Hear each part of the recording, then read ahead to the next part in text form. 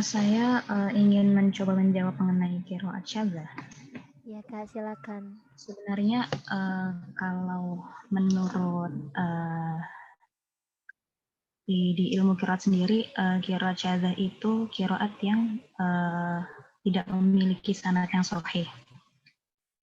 Di dalamnya di qiraat syadzah itu banyak ikhtilaf, banyak perbedaan, bahkan banyak juga yang menyalahi tatanan kaidah bahasa Arab dan Qasam Usmani. Jadi qiraat syadzah itu qiraat yang tidak bisa digunakan, terlebih dalam hal penafsiran itu dipertimbangkan lagi. Jadi qiraat syadzah ini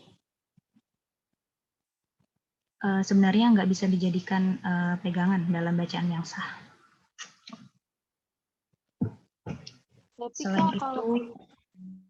Tapi kalau ya, konteks di sini gimana? Tapi kalau konteks di sini gimana, Pak? Di sini ditulis bahwasanya tujuan penulisan kitab Al-Muhtasib untuk menjelaskan betapa qiraat syadzah dapat dijadikan hujah dari sudut pandang bahasa. Kak Hamida, Winda izin menjawab boleh? Mohon Oh, koreksinya iya, ya. Jadi dari pertemuan yang sebelumnya udah dijelasin sama ibunya teh. Nah sebenarnya kalau syad itu kan yang nggak sahih kan Kak, kayak apa ya, malakaya umid din. Nah gitu kan contohnya. Nah kalau syad itu kan apa ya? Jadi kalau menurut Syafi'i itu benar-benar nggak boleh pakai yang syad gitu. Tapi kalau yang menurut Hanafi aja Kak, menurut Hanafi tuh kalau yang syad itu tuh buat pertimbangan aja gitu Kak. Jadi intinya tuh masih boleh buat pertimbangan gitu. Kalau Syafi'i emang benar-benar nggak boleh pakai yang syad gitu. Tapi kalau Hanafi boleh Kak buat pertimbangan begitu. Yang dijelasin ibunya. Oh gitu ya.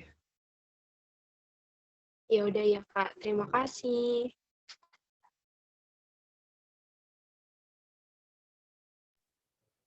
Terima kasih kembali Kak.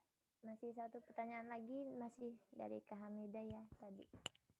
Bacaan yang disepakati itu apa sudah selesai ditarjih?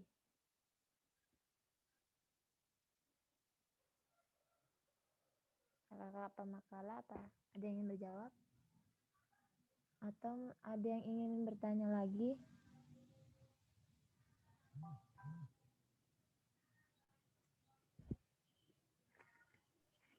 Kak Hani suaranya kecil. Iya Kak, oke maaf Kak. Apa masih ada yang bertanya Kak? Sambil menunggu Kakak pemakalah menjawab.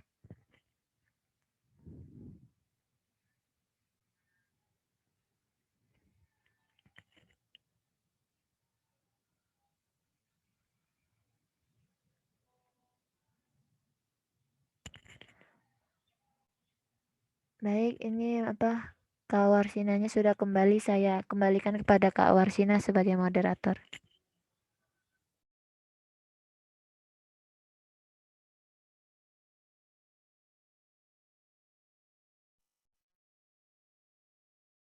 Pertanyaan kami mohon dikoreksinya nanti ya Ibu, kakak-kakak yang lain gitu.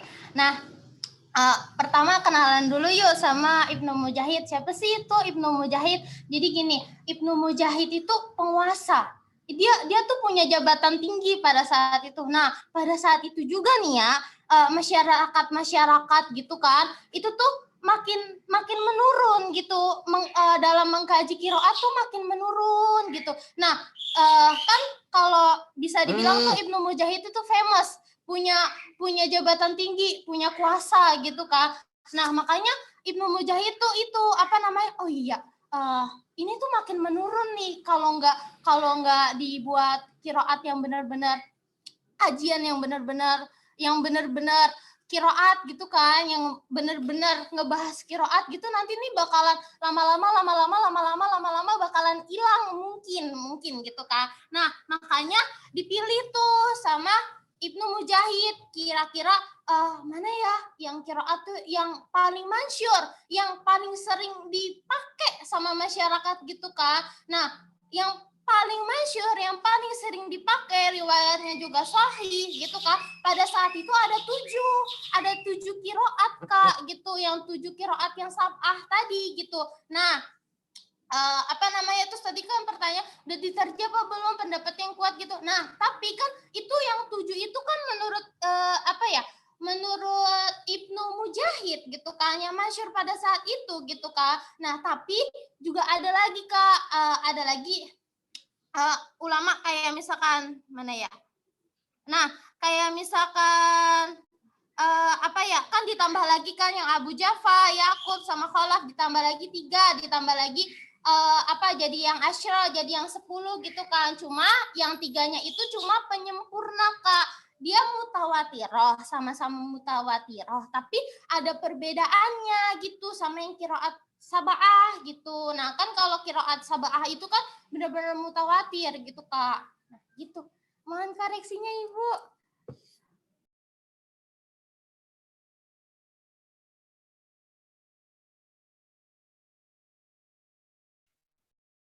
Berarti maksudnya di sini pada saat pengkajian qiraat itu,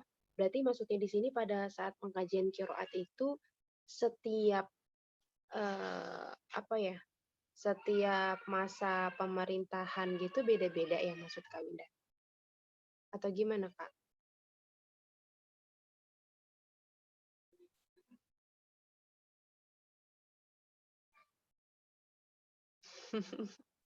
Aduh, masih bingung nih Kak.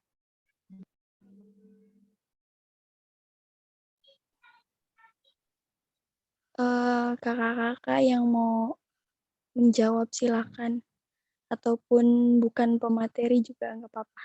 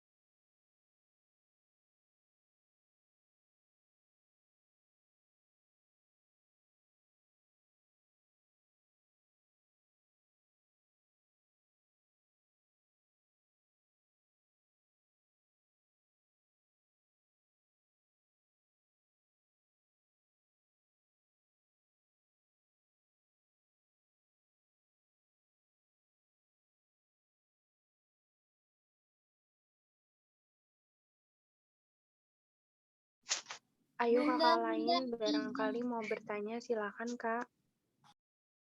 Ini sepi banget ya. Maaf, tadi pertanyaannya boleh Kak diulang nggak? Yunita, barangkali mau nanya.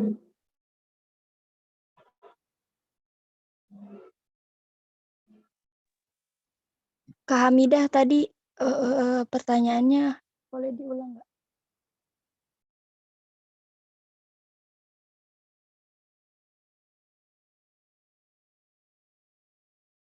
Maaf, suaranya tadi nggak kedengeran. Kak Hamidah tadi mohon maaf pertanyaannya boleh diulang nggak? Yang mana Kak? Yang ditarjih itu Kak. Yang tarjih.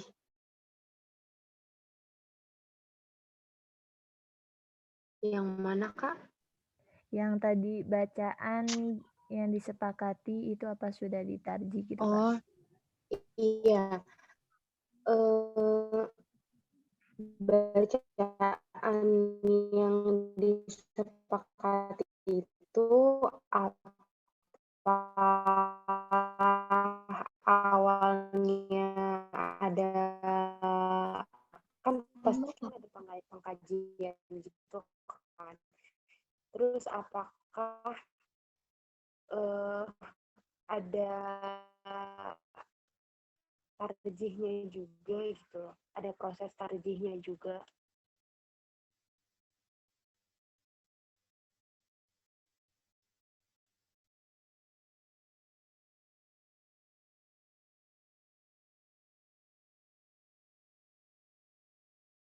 bisa jadi karena ketujuh imam tersebut itu masa hidup dan wafatnya itu di tahun yang berbeda-beda dan di negara yang berbeda-beda.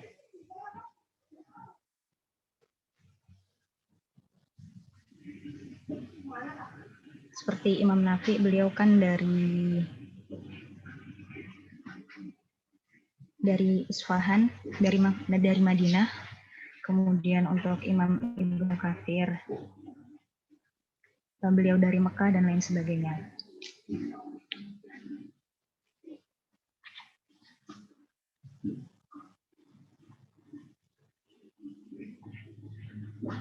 Iya, baik Kak. Terima kasih. Kalau untuk tarjih sendiri, mungkin karena untuk menentukan siapa 7 imam tersebut juga prosesnya tidak mudah. Pemilihannya benar-benar diperhatikan mengenai siapa yang ahli qiraat di setiap masing-masing negara tersebut, mana yang lebih populer, kredibilitasnya dan amanahnya, kemudian berapa lama waktunya dalam menekuni ilmu qiraat, dan adanya kesepakatan untuk diambil serta dikembangkan qiraatnya. Jadinya di antara 7 ini kan diambil dari masing-masing dari setiap negaranya satu, tanpa mengabaikan periwayatan selain yang masuk dalam qiraat 7 tersebut.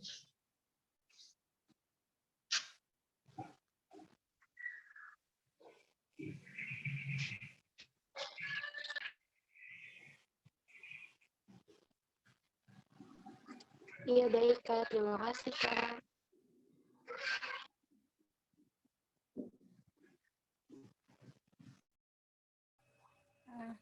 Kakak Pemangkalah, apakah masih boleh bertanya, Kak? Halo, Kak. Kak Yunita, kenapa? Apakah masih boleh bertanya? Iya, silahkan. Ya, Kak.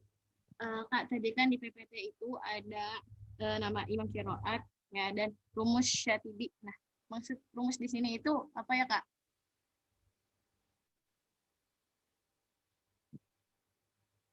Ya, baik Kak Yunita. Ya, terima kasih, Kak.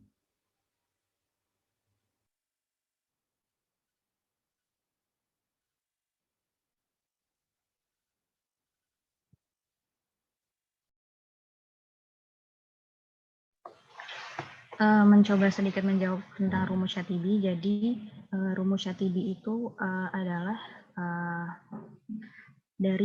berawal dari kitabnya Imam Syatibi, Hirzul Amani wa Wajhu Tahani, atau yang bisa disebut juga dengan Matan Syatibiyah. Nah, dalam kitab tersebut, kitab Syatibi tersebut adalah kitab rujukan utama dari Qiraat Sab'ah. Dan dalam pembahasan yang terkait dengan periwayatan Imam Syatibi, di situ kan Imam Syatibi menjelaskan mengenai Imam Qiraat 7 beserta dengan perawinya, yang setiap imam memiliki 2 rawi. Dan masing-masing torik. Dari jumlah torik yang disebutkan Imam Syatibi dan imam serta rawi, di situ beliau dalam metode penulisan kitabnya itu hanya menggunakan kode-kode saja, makanya atau bisa disebut juga dengan rumus dengan huruf abjad ataupun kata. Makanya kalau misalkan bisa dilihat di Word itu ada tampilan tabelnya mengenai Matan Syatibi, rumusan dari nama Imam 7 dan rawinya. Jadi mereka di nazamnya itu tidak menjelaskan Imam Nafi kaidahnya bagaimana, tetapi menggunakan kode-kode. Seperti dalam menjelaskan nazam yang berkaitan dengan kaidahnya Imam Nafi, di situ beliau menggunakan rumus hamzah. Kemudian ketika menjelaskan perawi kolun, di situ beliau menggunakan rumus ba dan lain sebagainya. Tujuannya untuk memudahkan penghafalan.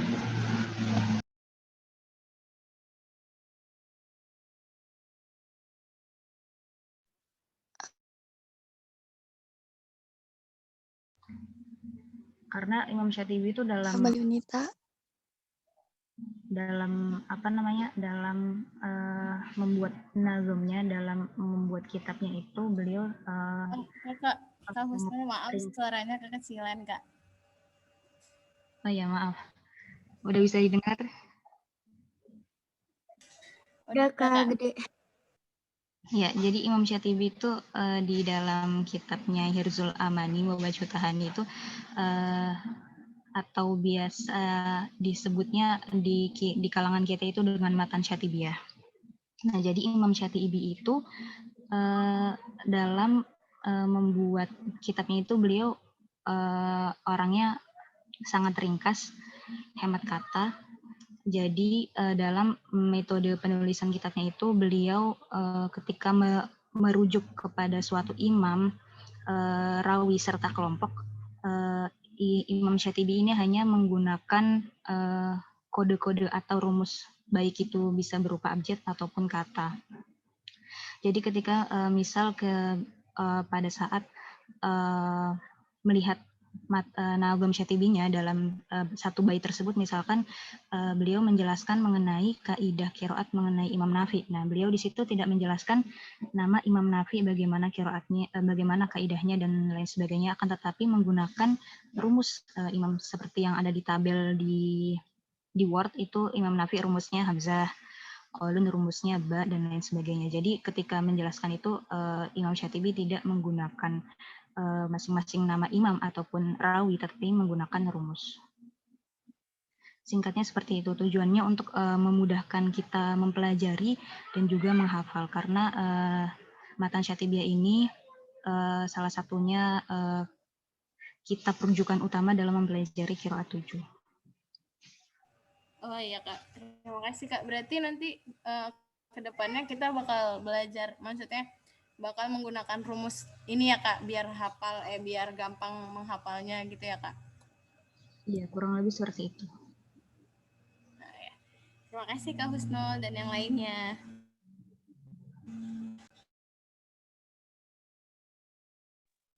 Terima kasih Kak jawabannya. Baiklah, apakah masih ada yang mau bertanya lagi?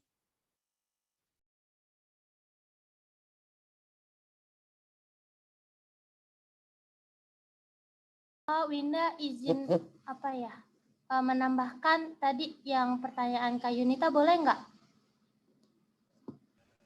Iya Kak Winda, silahkan. Jadi gini, nih kalau yang di buku Membumikan Ulumul Quran, nah jadi metode rumus sama kode tuh ada dua yang digunain sama Imam Asy-Syatibi sebenarnya. Pertama infarad, yang kedua ijtima. Nah, apa bedanya infarad sama ijtima, Winda? Jadi gini, kalau infarad itu yang ada di buku ini nih, yang ada di buku Ilmu Qiraat 1 gitu kan. Kayak misalkan ya, Imam Nafi itu dilambangin sama alif gitu kan. Nah, tapi kalau ijtima itu apa ya? Gimana ya? Itu tuh setiap kelompok qori, baik itu imam maupun perawi, yang pokoknya tuh bacaannya tuh sama gitu kan. Nah, Imam Asy-Syatibi itu tuh jadinya tuh pakai ungkapan-ungkapan tertentu, kayak misalkan ungkapan apa ini? Bunda, kayak ungkapan yang kayak gini nih. Jadi ungkapan hak itu buat yang Ibnu Katsir sama Abu Amr gitu-gitu Kak. Jadi ungkapannya tuh sebenarnya nggak cuma rumus sama nggak cuma kode rumus gitu, tapi juga ungkapan-ungkapan kayak begini gitu. Terima kasih.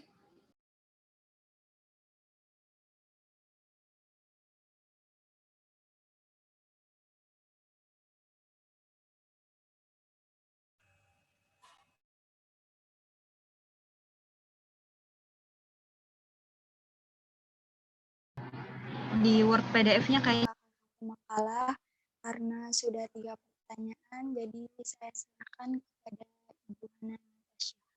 Padanya saya silakan.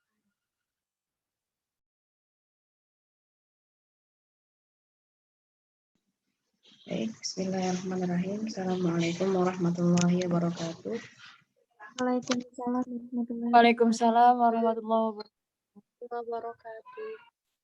Bismillah, alhamdulillah, wassalatu wassalamu ala rasulillah Sayyidina Muhammad ibn Abdullah wa ala alihi wa sahbihi wa mawala.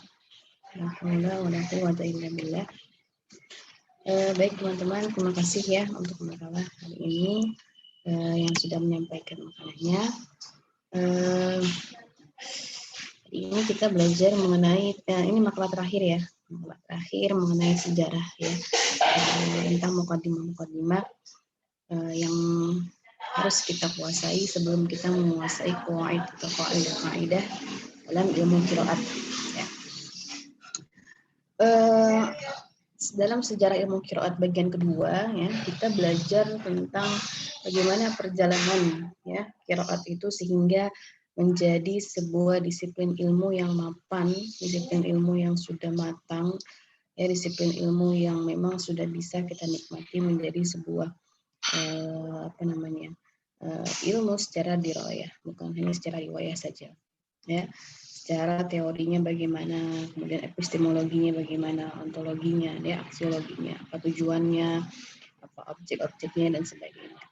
Baik, dalam sejarah ilmu qiraat Al-Quran gitu ya, semuanya berhubungan antara satu sama lain ya. Makanya kita harus kuasai dulu gitu apa yang sudah kita pelajari sebelum-sebelumnya, dari mulai sab'atul ahruf ya, kemudian bagaimana qiraat pada zaman Nabi, zaman sahabat, kemudian zaman tabi'in, dan sehingga lahirlah para imam-imam qiraat di berbagai negara. Ya, kemarin sudah kita pelajari bahwa masa-masa keemasan ya, masa-masa jayanya ya qiraat Al-Quran itu berada pada abad ke 1 sampai 2 Hijriah ya, itu masa-masa keemasannya, di mana pada abad 1 Hijriah gitu ya, itu lahirlah para imam qiraat itu, yang mana mereka belajar dari tabiin kibar tabiin ya, tabiin yang besar, yang mana para tabiin ini belajar dari para sahabat langsung yang dikirimkan ke negara-negara mereka ya. Kemudian pada abad kedua Hijriah ya, pertama kali dibukukannya ya qiraat Al-Quran ya, menjadi sebuah kumpulan buku ya, buku namanya nama kitabnya itu yang dikarang oleh Abu Ubaid Al-Qasim ya, 25 qiraat ya, judulnya Al-Qiraat. Itu semuanya dikumpulkan oleh Abu Ubaid Al-Qasim tanpa adanya penyaringan, tanpa adanya tajrid ya, tanpa adanya penilaian. Jadi semuanya qiraat sab'ah masuk, qiraat syadzah masuk ya, qiraat asyar masuk dan sebagainya. Lalu kemudian selepas masa Abu Ubaid Al-Qasim bin Salam pada abad kedua Hijriah ini berlanjut kepada masa Ibnu Mujahid. Masa Ibnu Mujahid itu pada abad ke permulaan 3 Hijriah ya. Abad permulaan 3 Hijriah yang di sini mulai mengendur ya, mulai masuk kepada masa-masa kemunduran. Kenapa dikatakan masa-masa kemunduran? Karena minat ya atau keinginan orang untuk belajar qiraat secara mendalam, secara secara lebih luas itu menurun. Mereka hanya membaca qiraat-qiraat tertentu saja, qiraat yang sudah ada pada mushaf-mushaf ya, mushaf-mushaf yang sudah dikirimkan ke negara-negara tersebut. Ya, nah, oleh karena adanya kemunduran ya, melihat adanya lemahnya minat orang-orang untuk bisa mempelajari qiraat ya, untuk mendalami ilmu qiraat yang banyak itu, maka kemudian ditawarkanlah ya sebuah konsep ya oleh Imam Ibnu Mujahid ya, itu namanya proses tasbi'us saba'. Nama istilahnya tasbi'us saba'. Apa tasbi'us saba'? Yaitu proses penyederhanaan qiraat menjadi 7 ya. Karena melihat sedikitnya minat orang untuk mempelajari, maka pada akhirnya ditawarkanlah konsep itu ya. Untuk apa? Untuk membumikan kiroat yang masyhur pada masa itu, gitu ya, supaya orang lebih mengenal lagi ini kiroat yang tujuh nih, yang masyhur, yang paling banyak pengikutnya, yang sanadnya sahih dan sebagainya. Nah, Ibnu Mujahid gitu ya tampil pada abad ini dan menawarkan konsep tasbi'us saba' ini di masa yang tepat. Kenapa di masa yang tepat? Karena pada masa tersebut beliau itu bukan sebagai pejabat ya, tapi sebagai ulama ya, ulama atau ahli dalam bidang ilmu qiraat ya, ahli dalam ilmu qiraat yang jadi kalau zaman dulu itu ketika ada ulama yang ahli fikih misalnya, ya dia memegang kekuasaan untuk bisa menentukan bahwa bacaan yang boleh itu ini, gitu ya. Seperti itu. Jadi ketika masa itu, ketika masa itu dia mempunyai otoritas ya dalam bidang ilmu qiraat, gitu ya. Yang paling ahli dalam bidang ilmu qiraat, ya, sehingga kemudian beliau menentukan tasbi'us saba'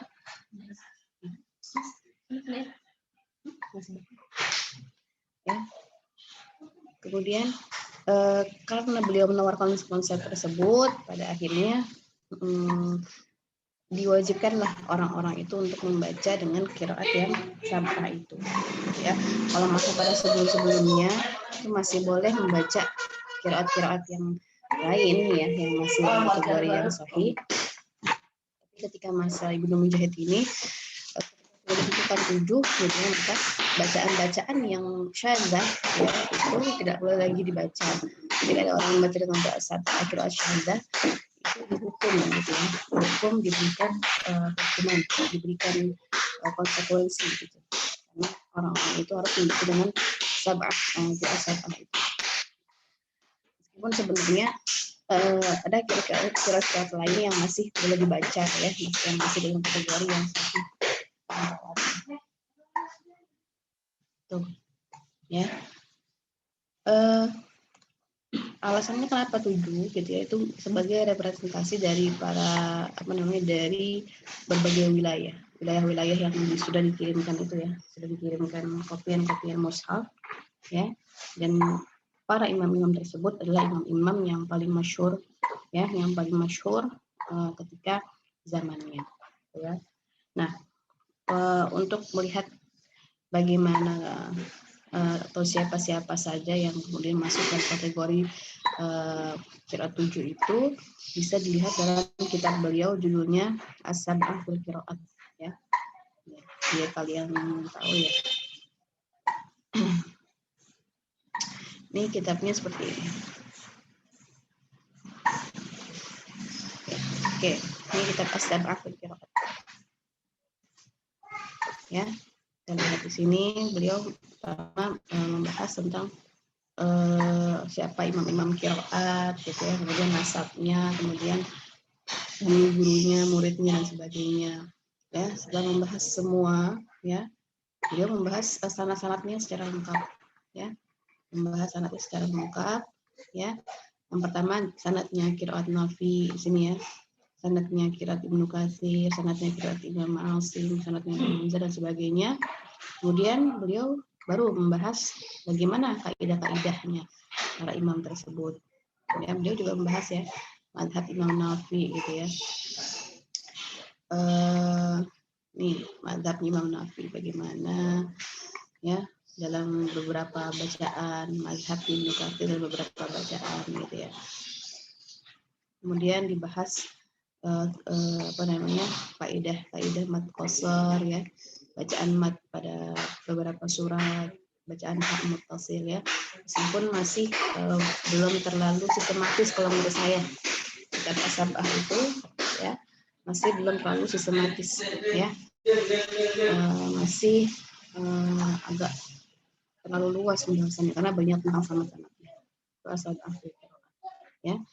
Lalu kemudian selepas masa as-sab'ah masa Ibnu Mujahid ya, yang mana beliau mengarang tentang tentang as-sab'ah fil qiraat tersebut. Kemudian pada masa-masa berikutnya pada abad tahun ke-400 Hijriah, 444 Hijriah, itu lahirlah sebuah karya lain gitu ya, karya At-Taisir ya. At-Taisir juga nih. At-Taisir fil qiraat as-sab'ah karya Abu Amr Ad-Dani. Itu sebagai respon daripada karya Ibnu Mujahid tentang as-sab'ah fil qiraat ya.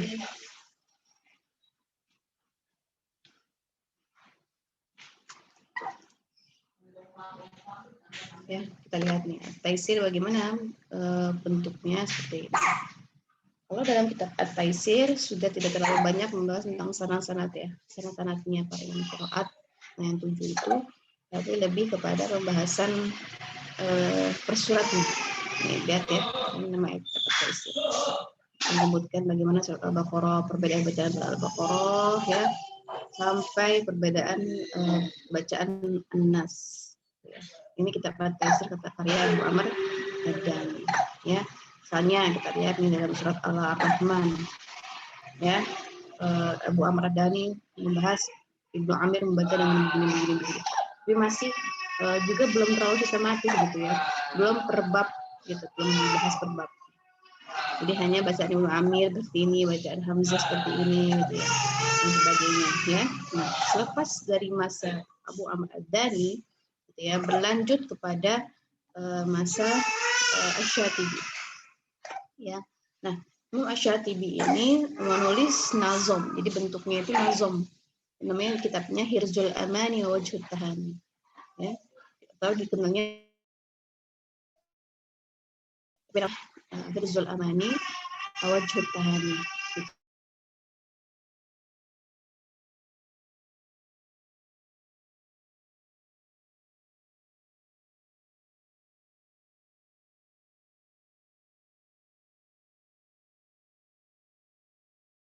Ini atau dalam matan Syatibiyah ini kita punya ya, seperti ini. Jadi dibahasnya per apa namanya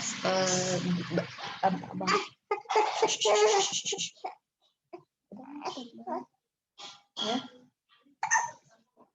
dibahasnya sesuai dengan nazom seperti ini ya. Kenapa dibikin nazom? Untuk mempermudah ya, mempermudah orang untuk menghafal dan membaca ya, mempermudah dalam menghafal dan membaca ya, membaca qiraat-qiraat yang berbeda itu tujuannya. Nah, ketika membahas, ketika Imam Syatibi ini mengarang kitab gitu ya, maka kitab tersebut sudah mulai sistematis nih, dibahas per bab.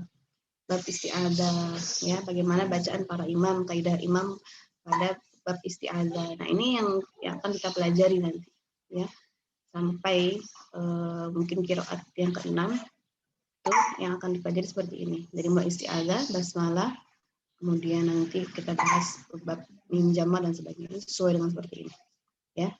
Tapi kita bukan bahas matanya saja, tapi dibahas syarah-syarahnya atau penjelasan dari matan-matannya. Nah, jangan di sini, main keluar sana, main play doh. Ya. Nah, dalam membahas kaidah-kaidah berbagai macam bacaan itu, Imam Syatibi kemudian memakai rumus-rumus tadi yang sudah disampaikan ya. Rumus-rumusnya itu apa? Agari, abaj, dahas, kalam ya, tabak, kalam dan sebagainya. Itu apa arti rumus-rumusnya? Abaj, dahas itu kalau dalam bahasa kita seperti alfabetnya orang Arab. Di orang Arab itu ABCD-nya itu abajadun hawazun. Aba ya, aba, ja, da gitu ya. Jadi diurutkan dari mulai A, B, C, D gitu ya, sesuai urutan alfabetnya orang Arab gitu. Ya, apa saja tadi kan sudah disampaikan ya. Ada dalam makalah, boleh dilihat dalam makalah yang tadi disampaikan teman-temannya ya. Rumusnya seperti apa?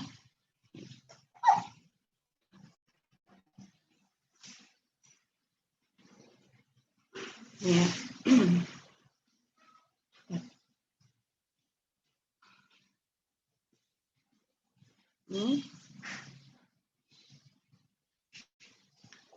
Mas dulu dong. Masih ketemu dia sebentar ini.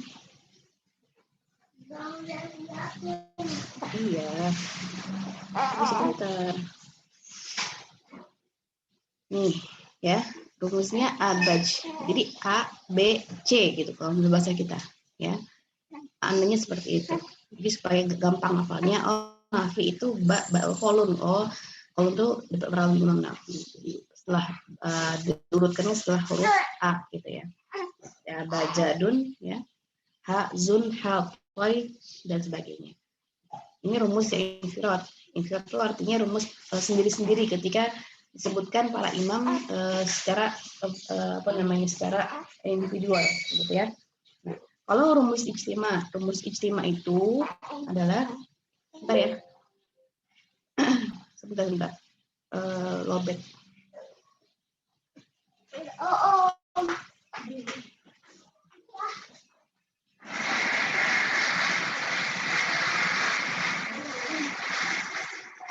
Ada rumus ijtima ya. Apa itu rumus ijtima? Rumus ijtima itu nanti ketika kita sudah belajar tentang kaidah-kaidah gitu ya. Ada beberapa bacaan, misalnya mana disebutkannya bacanya itu bacaannya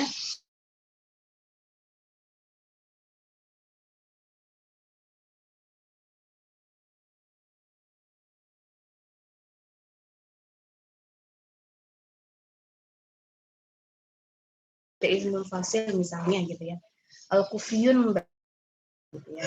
Pada bab Hamzah gitu ya, bacaan para imam yang disebut halus sama gitu ya. Atau suhbah ya, atau sohab, nanti bacaannya seperti ini.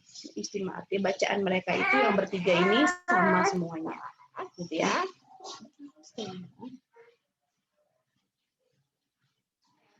Ya. Jadi mereka berkumpul, karena bacaannya sama, maka dikumpulkanlah oleh Imam Nafi menjadi sebutannya yang sebagai berikut, sama Nafi, Ibnu Katsir, Abu Ahmad ya. Pada beberapa kaidah mereka bertiga ini bacaannya sama. Nanti akan dipelajari pada kaidah-kaidah yang akan kita pelajari berikutnya. Nah, yang harus kalian hafal itu ini ya. Nih, tabel rumus qiraat sab'ahnya. Imam Nafi muridnya siapa? 2. Ini harus dihafal, harus dihafal. Kalau nggak hafal nanti akan susah. Ibnu Katsir murid siapa aja, rawi siapa aja, itu harus dihafal. Ya, semuanya. Ya, baik. Tuh. Nah, karya-karya lainnya itu dihasilkan oleh Imam Qiraat. Ada Ibnu Qalawai dan Ibnu Jinni gitu ya. Dan Abdul Fattah Abdul Qadi ini yang kontemporer ya, yang masa-masa sekarang ya. Kalau yang tadi saya sebutkan itu yang masa-masa pada zaman-zaman awal-awal, itu masih abad 4, 5 sampai 9 Hijriah. Nah, Ibnu Qalawai ya mengarang kitab tadi ya, ada Al-Hawashi, Mukhtasar fi Syawahil Quran. Ibnu Jinni juga tadi mengarang kitab Al-Hujjah fi Qiraat as-Sab'ah. Kitab apa itu Al-Hujjah ya? Al-Hujjah itu kita tentang taujihnya kira-kira ada qiraat gitu ya, ada bacaan seperti ini. Itu ditaujih. Apa itu ditaujih? Ya, dicari maknanya. Kenapa bacaannya berbeda? Kalau bacaan berbeda itu maknanya kalau ini ya, kalau ini bacaannya maknanya ini. Jadi setiap bacaan itu terkadang mempunyai pengaruh ya, mempunyai pengaruh pada penafsiran ya, mempunyai perbedaan arti. Tuh, makanya dikarang kitab At-Taujih itu adalah untuk menjelaskan makna-makna yang berbeda dari setiap bacaan-bacaan ya. Kalau Al-Muhtasib kitab Yin Wujud Syawahil Quran itu adalah kitab yang dikarang untuk menerangkan qiraat syadzah ya, dan makna-maknanya gitu. Jadi ada qiraat syadzah gitu ya. Beliau hanya membahas makna-maknanya apa saja. Kalau qiraat syadzah itu qiraat syadzah misalnya. Meskipun qiraatnya tidak dipakai, tapi kalau dijadikan hujjah secara bahasa gitu ya, memperluas penafsiran gitu misalnya, untuk mempelajari hukum-hukum yang berbeda gitu ya dalam mazhab Imam Hanafi boleh. Imam saya katakan kalau dalam mazhab Imam Syafi'i tidak boleh menggunakan qiraat syahadah sebagai landasan hukum. Ya, tapi kalau sebagai rujukan dalam bahasa gitu ya, ada di bacaan Malaka Yaumuddin gitu ya. Itu hanya dijadikan sebagai rujukan bahasa saja gitu. Oh ada seperti ini, tapi tidak dijadikan sebagai landasan penafsiran, enggak dijadikan sebagai hujah gitu ya, itu tidak apa-apa gitu ya. Gitu. Ya. Jadi beliau itu Ibnu Jini hanya mengumpulkan qiraat-qiraat syaddah dan membahas makna-makna, itu dia pertanyaan Hamidah ya, membahas makna-makna dari qiraat-qiraat syaddah tersebut. Ya, kalau dibahas makna-makna aja ya tidak masalah gitu, sebaik untuk menjelaskan kepada orang-orang kenapa ada bacaan seperti ini, kenapa ada bacaan qiraat syaddah yang seperti ini, meskipun menyalahi sanad yang sahih, menyalahi Rasul Utsman dan sebagainya, tapi maknanya itu seperti ini loh gitu. Itu yang dimaksudkan oleh Ibnu Jini dalam kitab Al-Muhtasibnya gitu ya. Nah, kemudian nanti pada abad ke-9 gitu lahir juga imam namanya Ibnu Jazari. Nah, ini juga yang terkenal ya, Ibnu Jazari yang kemudian mempopulerkan lagi istilah qiraat sabahnya Ibnu Mujahid setelah sekian lama rentang waktu ya, dari abad ke-5, abad ke-6 itu sampai abad ke-9 tidak ada lahir karya-karya dari ilmu qiraat, maka abad ke-9 itu lahir karya dari Imam Ibnu Jazari ya, yang mana beliau juga menambahkan tadi yang 7 jadi 10 ya, jadi ada penambahan 3 lagi yang menurut beliau sanadnya masih sahih ya, meskipun saya katakan bahwa kesahihannya ya itu masih menjadi pertentangan, kemutawatirannya masih menjadi pertentangan gitu ya. Ada yang mengatakan beliau hanya masyhur saja nilai sanadnya dan sebagainya ya. Itu perjalanan ilmu qiraat dari mulai Ibnu Mujahid sampai Ibnu Jazari sampai Abdul Fattah Abdul Qadir. Kalau Abdul Fattah Abdul Qadir ini masa-masa yang baru-baru ya, masih abad-abad ke-17-19 ya, Abdul Fattah Abdul Qadir.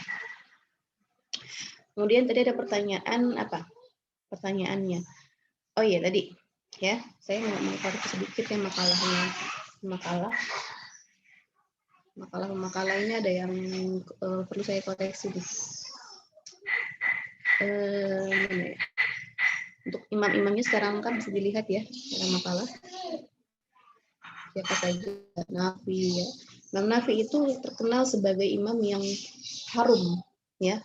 Harum mulutnya itu seperti bau misik. Imam Nafi. Jadi setiap beliau berbicara, setiap beliau membaca Al-Quran, ya itu keluar bau harum dari mulutnya. Mulut Imam Nafi. Ya, beliau imam di Madinah ya. Kenapa beliau bisa harum misik? Ternyata beliau pernah bermimpi dan mimpinya itu Rasulullah membaca Al-Quran di depan mulutnya beliau. Maka ketika bangun sampai di kehidupannya, ya mulut beliau itu harum misik. Dan yang lain tuh punya kelebihan yang luar biasa. Seperti Imam Ibnu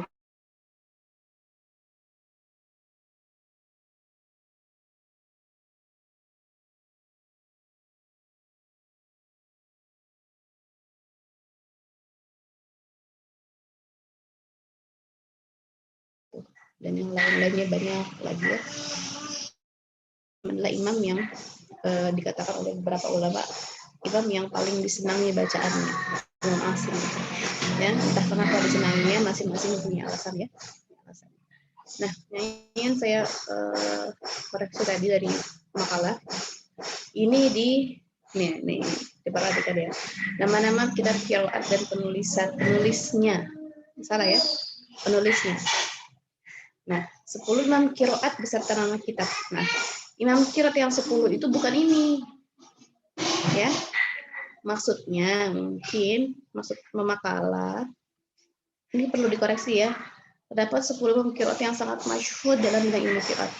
Nah, 10 imam itu, imam yang 7 ya, dari Imam Nafi sampai Imam Al-Kisai, ya, ditambah dengan Abu Yakub, ya, kemudian Yahya dan Khalaf al-Ashur.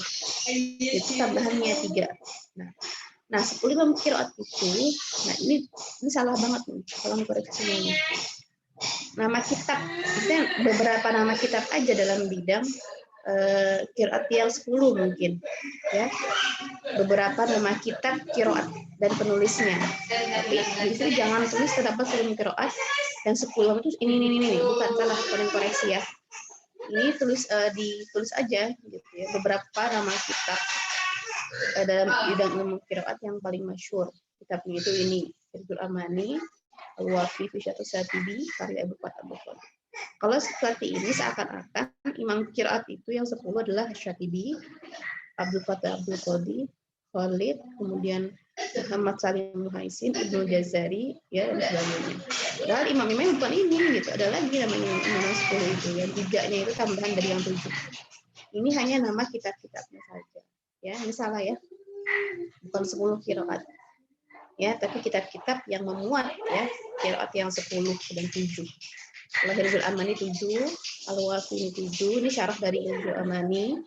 Ini juga Takrib Ma'ani, syarah dari Syatibi, Matan Syatibi. Ini Irsyadat Jaliyah, ini masih syarahnya Imam qiraat Sab'ah. Kalau An-Nashr fi qiraat Al-Ashr, ini qiraat yang 10. Tuh ya. Tolong dikoreksi ya. Kemudian, apalagi tadi pertanyaannya? Apa pertanyaan yang masih belum dijawab? Apakah tadi ya qiraat yang Sab'ah itu sudah ditarjih ya tadi ya katanya, sudah ditarjih itu maksudnya sudah diapakan? Sudah diseleksi gitu ya, sudah diseleksi tentu gitu ya, dipilih para imam-imam yang 7 itu ya, dipilih oleh Imam Ibnu Mujahid berdasarkan yang pertama memang awalnya kemasyhurannya di berbagai wilayah, kemudian melihat dari syaratnya yang sahih. Jadi selain masyhur, jadi syaratnya sahih. Maka apakah sudah diterjih? Ya pasti sudah gitu. Sudah, karena para ulama sampai zaman sekarang juga tidak ada yang menyalahi gitu, meskipun ada yang kontra dengan yang 7 itu. Mereka yang 7 adalah yang terpilih. Ya, meskipun dari di luar yang 7 itu masih ada yang sahih-sahih lain ya, yang tidak dimasukkan oleh Imam Ibnu Mujahid karena mereka memang melihat kemasyhurannya dan sebagainya. Ya. Apalagi tadi pertanyaannya yang belum sempurna jawabannya.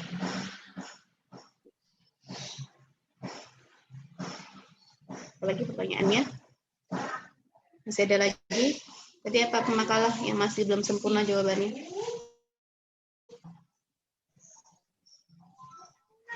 Sudah hampir jawab semua. Sudah. Masih ada yang masih mengganjal tidak? Misalnya dari pertanyaan pemakalah, dari saya perhatikan jawab itu ya pertanyaan yang tadi ya, yang Iya.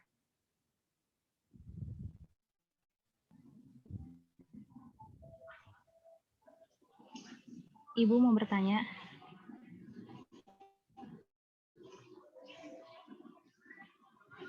Ya.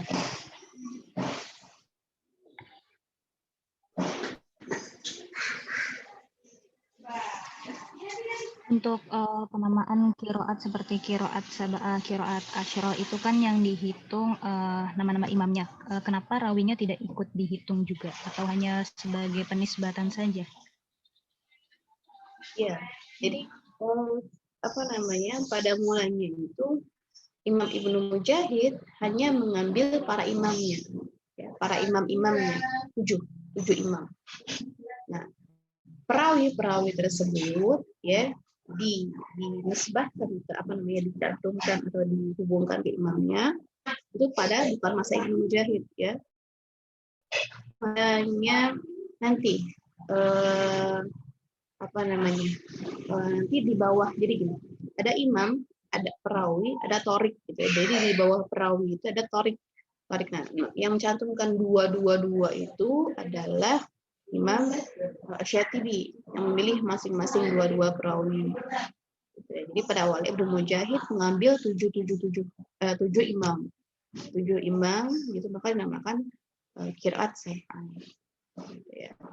Masing perawi, gitu ya, nanti masing-masing imam mempunyai 2 perawi. Yang perawi ini mengambil bacaan dari imam tersebut. Ya. Begitu juga yang 10 ya. Yang 10 masing-masing punya nanti ada beberapa muridnya. Tapi yang paling masyhur diberikan 2 perawi itu adalah yang 7. Yang 7 imam kasih 2 perawi masing-masing, cantumkan 2 perawi gitu ya. Yang paling kuat, yang paling masyhur juga ya, paling banyak.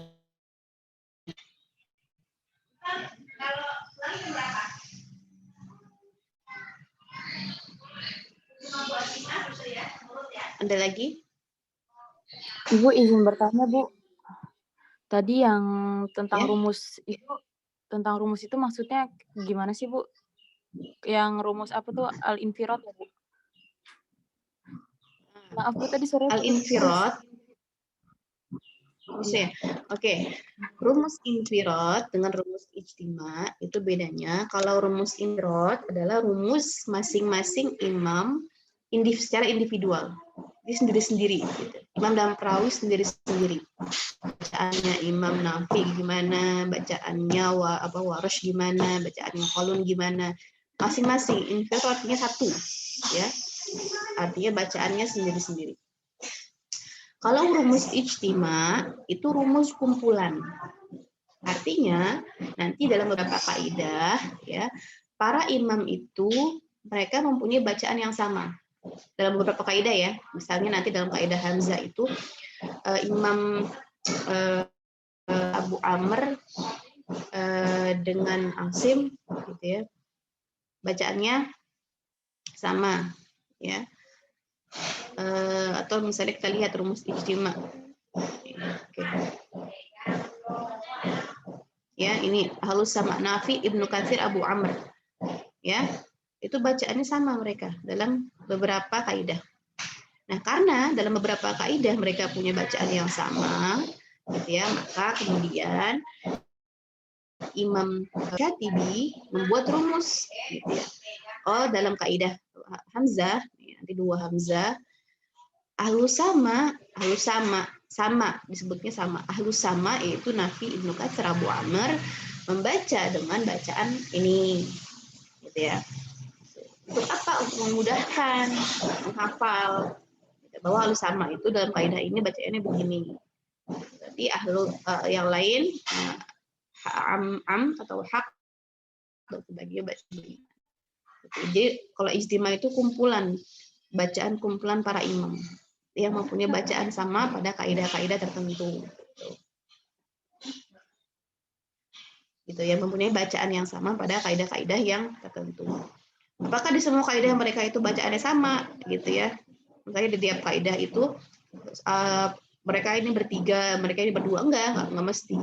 Hanya di beberapa kaidah-kaidah saja, gitu ya. Enggak selalu mereka ini berkumpul seperti itu.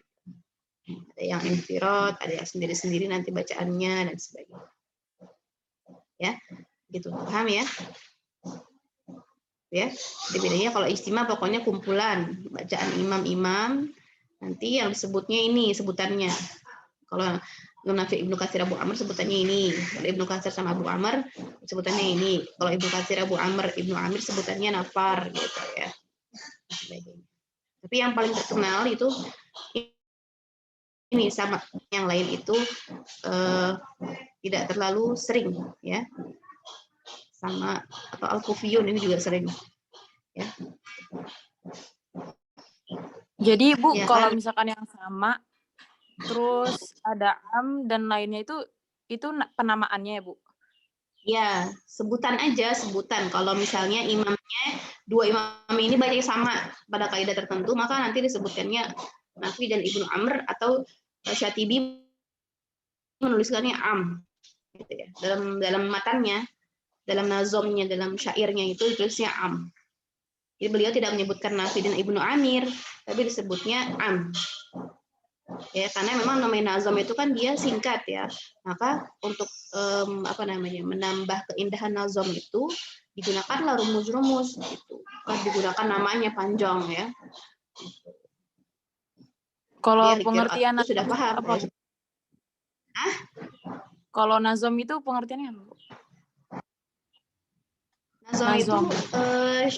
Nazom itu adalah syair-syair kalau bahasa kita, bait-bait syair.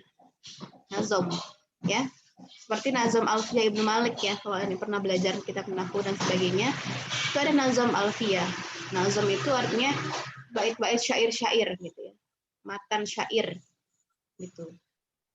Yang seperti kalau kalian lihat nazom.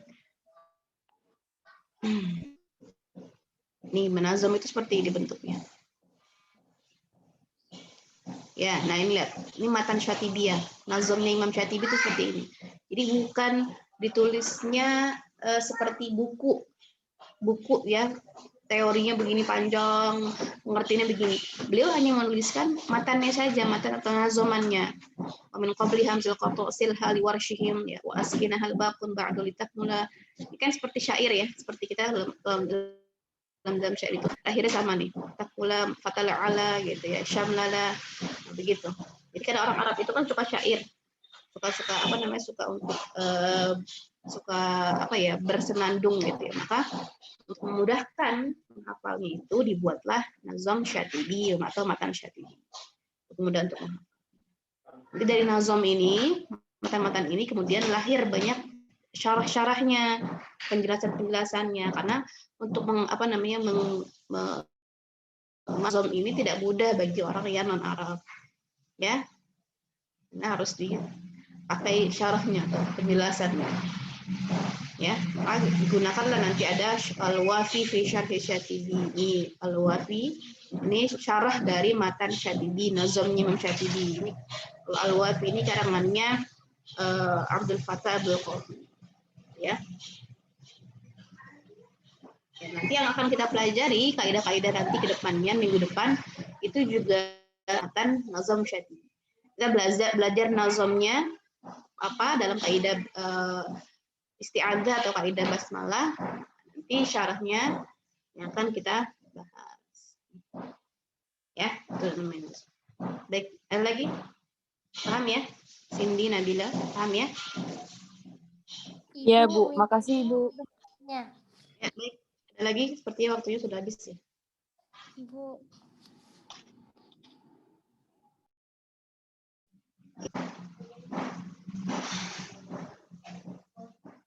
Ya, silakan. Ibu Winda izin bertanya. Jadi kan di pertemuan sebelumnya kata Ibu teh cikal bakalnya qiraat 7 itu kan dari yang 7 kopian itu kan ya Bu, yang mushaf itu Kak. Jadi selain yang 7 kopian itu tuh dibakar gitu. Nah, kok tiba-tiba bisa itu sih Bu, Ubaid itu tiba-tiba bisa ada 25 qiraat itu gimana Bu? Kan udah dibakar gitu kan Bu di masa pemerintahan Utsman kan, jadi adanya cuma 7 kopian gitu, kok bisa tiba-tiba muncul 25 gitu Bu, terus tiba-tiba yang 7 itu ditambahin 3 lagi gitu Bu, itu gimana Bu? Punten.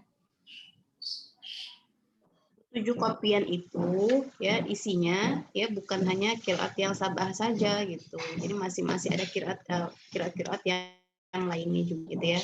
Nah, qiraat sabah itu hanya cikal bakalnya gitu ya dari 7 kopian. Jadi hanya sebagian bacaan saja ya, meskipun dalam mushaf-mushaf tersebut ya ada bacaan-bacaan yang dari Imam 10 itu. Nah, kenapa kemudian Imam Abu Ubaid itu bisa mengumpulkan 25 qiraat termasuk qiraat syadzah? Itu melalui penelitian gitu ya. Meskipun sudah ada beberapa mushaf lain ya yang dibakar, tapi ada mushaf-mushaf para sahabat itu yang masih disimpan pada zaman Sayyidina Utsman. Tapi untuk pribadi ya. Dari mana kemudian Abu Ubaid mengumpulkan itu? Jadi dari peneliti itu kan mereka mencari masih ada enggak gitu manuskrip atau peninggalan dari para sahabat gitu ya.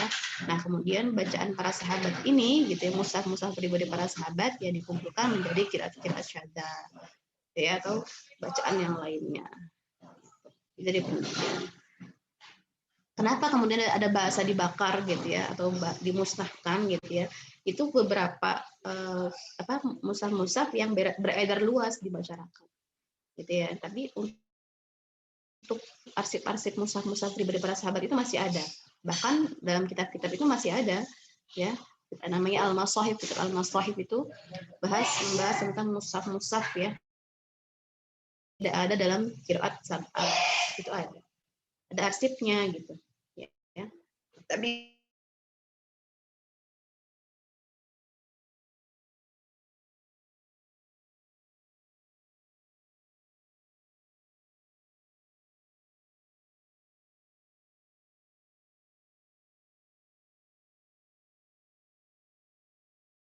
maka kemudian akhirnya dibakar yang beredar untuk sebagai antisipasi preventif ya, tindakan preventif supaya tidak ada lagi bacaan yang mengundang pertikaian. Tapi hanya sebagai arsip itu ada. Yang digunakan sebagai arsip-arsip pribadi atau disimpan-simpan itu masih ada. Ya. Baik. Jelas ya? Terima kasih, Ibu. Baik, ada lagi yang lain?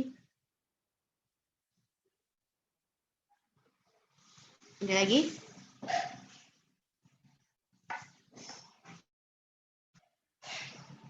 Ada lagi? Cukup ya? Sudah habis ya waktunya ya? Ya. Oke. Tolong nanti absensi seperti biasa, dokumentasi ya, dikirimkan ke saya. Yang tidak hadir siapa. Ya. Insya Allah pekan depan kita mulai untuk membahas kaidah-kaidah. Nanti akan saya gunakan adalah via YouTube aja. Jadi saya share via YouTube ya, supaya kalian bisa mengulang-ulang materinya nanti dengan mudah. Nah, nanti mungkin 2 pekan sekali atau 3 pekan sekali kita akan Zoom untuk prakteknya bagaimana. Juga saya akan share juga dalam video itu bagaimana prakteknya, gitu ya. Ya jadi kedepannya tidak Zoom setiap hari, gitu ya, setiap minggu, tapi beberapa kali saja nanti kita akan Zoom untuk praktek, ya. Nggak apa-apa ya, via YouTube ya. Nggak apa-apa, Bu. Oke, baik, terima kasih ya untuk makalah. Tolong nanti tadi yang sudah saya koreksi diperbaiki ya. Mudah-mudahan kita bertemu lagi ke depan. Akhirul kalam. Assalamualaikum warahmatullahi wabarakatuh. Waalaikumsalam warahmatullahi wabarakatuh. Terima kasih Ibu. Terima kasih, Ibu. Ya, izin live ya. Ya, Bu, silakan.